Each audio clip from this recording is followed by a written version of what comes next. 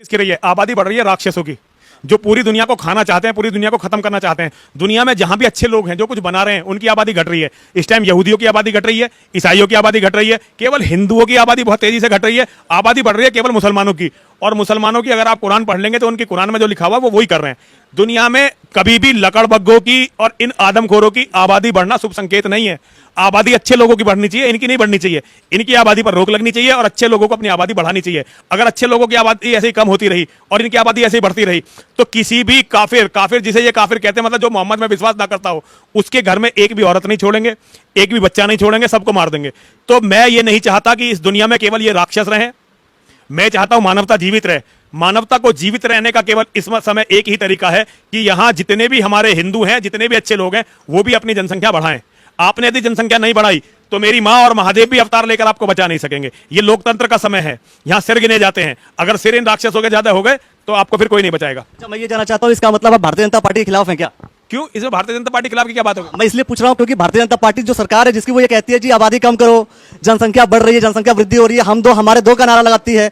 योगी सरकार अभी कुछ समय पहले उन्होंने कहा कि हमारे दो का नारा लगा रहे हैं संसद में और अपने विधानसभा में पारित करने का काम कर रहे हैं, और आप कह रहे हैं कि बढ़ाओ। तो इसका मतलब आप तो उनका भी खिलाफत कर रहे हैं ना फिर तो? नहीं, ये आप बिल्कुल गलत ले गए। योगी जी भी तभी तक मुख्यमंत्री हैं जब तक हिंदू बहुमत में है। भारतीय जनता पार्टी को तो वोट ही हिंदू देता है, कोई मुसलमान थोड़ी भारतीय जनता पार्टी को वोट दे देगा। अगर मुसलमानों की आबादी बढ़ गई तो वो किसी भारतीय जनता पार्टी के नेता को थोड़ी वोट देंगे। अगर भारतीय जनता पार्टी के नेता हमारी बातों को नहीं समझते तो उनकी मूर्खता है, मैं इसमें क्या कर सकता हूं? मैं तो उनका बहुत कट्टर समर्थक हूं भाई। जब तक हिंदू है तो भारतीय जनता पार्टी है, हिंदू खत्म, भारतीय जनता पार्टी खत्म। पाकिस्तान में कहां कांग्रेस रह गई भाई? कांग्रेस ने मुसलमानों को सपोर्ट किया धर्मनिरपेक्षता के नाम पर, पाकिस्तान बनवा दिया, बांग्लादेश बनवा दिया। आज कहां है? अगर कल ये देश इस्लामिक हुआ तो भारतीय जनता पार्टी कहां रह जाएगी? अगर आपको इस देश में भारतीय जनता पार्टी को जीवित रखना तो हिंदू को बचाइए। अगर हिंदू बहुमत नहीं रहा, कोई नहीं बचने वाला है। एक बड़ी बात होगी कि एक तरफ तो हम ये कहते हैं कि भारतीय जनता पार्टी से हिंदू नहीं है, हिंदू है तो भारतीय जनता पार्टी। बिल्कुल, हिंदू है तो सब कुछ है।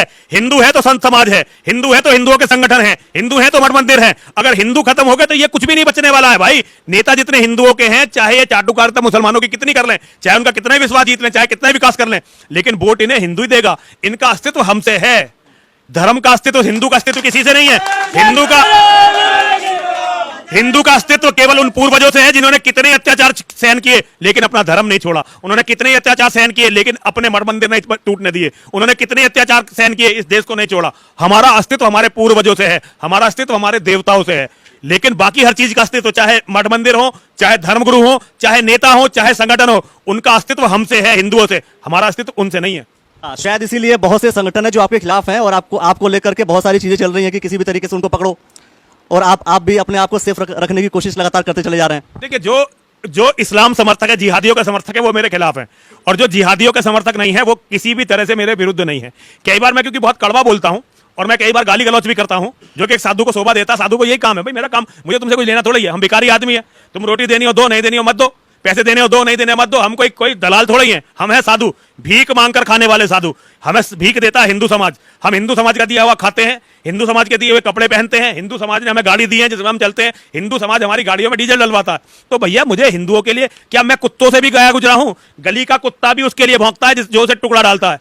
तो हमें हिंदू समाज ने इस लायक बनाया कि हम दुनिया से लड़ सके। तो क्या मैं हिंदू समाज के लिए बोलूं ना? और मैं जानता हूं हिंदू समाज को खतरा किससे है। बाकी समस्याएं हल हो जाएंगी, लेकिन इस्लाम की समस्या से लड़ना ही पड़ेगा। इस्लाम के जिहादियों के समर्थक मेरे खिलाफ हैं। बाकी हिंदू थोड़ी देर बाद समझ जाता कि हम उनके लिए खतरा नहीं है। हिंदुओं को बहुत सारों को हमारी बातें बुरी लगती है क्योंकि हम बहुत कड़वा बोलते हैं, लेकिन कड़वी बातें सच होती हैं हमारी। हम कभी झूठ नहीं बोलते और जो मन में आता है बिल्कुल वही कहते हैं। और हमारी सबसे बड़ी बात, कथनी और करनी में आपको अंतर नहीं मिलेगा। अगर हम अपने बच्चों से ये कहते हैं कि तुम मरने के लिए तैयार हो जाओ, तो तब कहते हैं जब खुद मरने के लिए तैयार है। इस्लाम के जिहादियों से लड़ते हुए मरना ही मेरे जीवन का लक्ष्य है। कड़वा होता है पर सच होता है। अंत में सिर्फ एक मैं पॉलिटिकल थोड़ा सा सवाल करूंगा कि भारतीय जनता पार्टी के आप सपोर्टर हैं, यहां पर विधायक हैं भारतीय जनता पार्टी के, आप वहां गए नहीं, यहां आप डायरेक्ट आ गए। देखिए, मुझे तो इन्होंने बुलाया, मेरे बच्चे इन्होंने मुझे बुलाया, मैं यहां आ गया। मैं विधायकों के यहां नहीं जाता, मैं मंत्रियों के यहां नहीं जाता, मैं सांसदों के यहां नहीं जाता, ये मेरा काम नहीं है। लेकिन जहां मेरे बच्चे, अगर ये कल विधायक ये बन जाए तो और मुझे बुलाए तो मैं क्यों नहीं आऊंगा? विधायक जी बुलाते, मैं उनके पास, भैया हम है साधु। साधु की तुलना मैं गली के आवारा कुत्ते से करता हूं। हमारा काम है। देखिए, गली का आवारा कुत्ता भी जब चोरों को आते देखता है तो भौंकने लगता है। तो भैया जो प्यार से रोटी डालता है उसकी तरफ चले जाते हैं तुम हिलाते हुए। तो भैया हमें सम्मान से इन्होंने बुलाया, इनके साथ है, इन्होंने भी हमें बुलाया, साहस का काम है। देखिए, आज जूना अखाड़े के मैं परम आदरणीय महामंडलेश्वर आचार्य महामंडलेश्वर अवधेशानंद गिरी जी का, महामंत्री हरिगिरी जी का, इनका बहुत बहुत लाख गुना आभार करता हूं।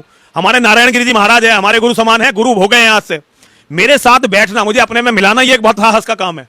बहुत सारे विधायक तो मुझे इसलिए नहीं बुलाते, कहीं उनका आला कमान ना नाराज हो जाए, कहीं मुसलमान ना नाराज हो जाए, कहीं जातिवादी संगठन ना नाराज हो जाए। तो मुझे बुलाना ही साहस का काम है भैया, मुझे तो आना ही है। जब उन्होंने बुलाया, वो मिलने गए, उन्होंने कहा कि स्वामी जी आना, तो भैया आना है। मतलब जो मेरे हैं मैं हर कीमत पर उनका हूं, और जो मेरे नहीं है उनका होने की मुझे जरूरत नहीं है। अच्छा, जैसे एक छोटी सी बात कि जैसे आप तुलना कर रहे हैं आवारा कुत्तों से। हाँ, मैं वही कह रहा हूँ कि आप अपनी खुद की, मतलब साधु की आप बात कर रहे हैं स्पेशली। सारे साधुओं की नहीं भैया, मैं अपनी बात बता रहा हूं कि मैं ऐसा हूं। सारे साधुओं की कह के आज ये अखाड़े से मत निकलवा देना मुझे। लेकिन मैं ये देख रहा हूँ कि बाकी लोग आपको शेर आया कह रहे हैं। देखो, ये इनकी भावना, मैं इसमें क्या कर सकता हूं, ये तो इनसे पूछो। लेकिन मैं अपने आप को, देखिए सुनिए, मैं जिनका दिया हुआ खाता हूं, उनके लिए लड़ना, उनके लिए बोलना, ये मेरा नैतिक दायित्व है, और मैं मरता मर जाऊंगा, मैं इस काम को पूरा करूंगा। धन्यवाद आपका। मैं नितिन शर्मा जी से सवाल करना चाहूंगा कि चूंकि आपने साफ साफ कह दिया कि आपने बुलाया, आपके